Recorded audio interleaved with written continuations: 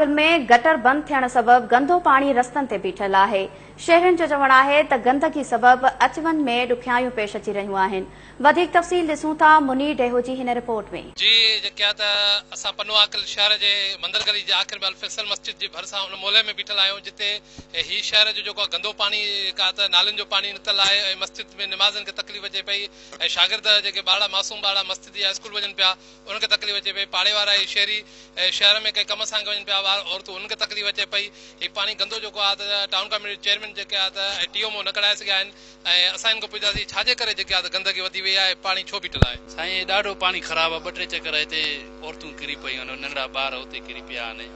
असांखे हद खां वधीक तकलीफ़ आहे। हीअ बराए महिरबानी करे असांखे मथे असां चेयरमैन शबीर अहमद शेख ॾे वञी चुका आहियूं, 10 दफ़ा दाऊं करे चुका आहियूं, बल्कि पाड़े वारा वञी चुका आहियूं। पाड़े वारा निकिरी रोडनि रस्तनि ते ईंदासीं, ॿियो छा कंदासीं।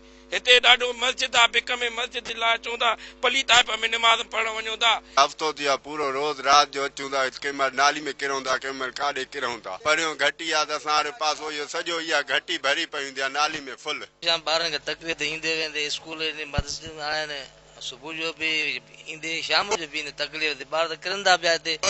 असांखे त इहो को बि कोन्हे जमानदार अचे जेको सफ़ा करे अचे हिते। मेन मस्जिद आहे जंहिंजे चारों तरफ़ों ये घिटी आहे। ही पानी तमाम गंदो पानी, नालियुनि जो गंदो पानी मौजूद आहे। इनमें को ॿार अची वञी नथो सघे, को नमाज़ी नमाज़ ते नथो अची सघे।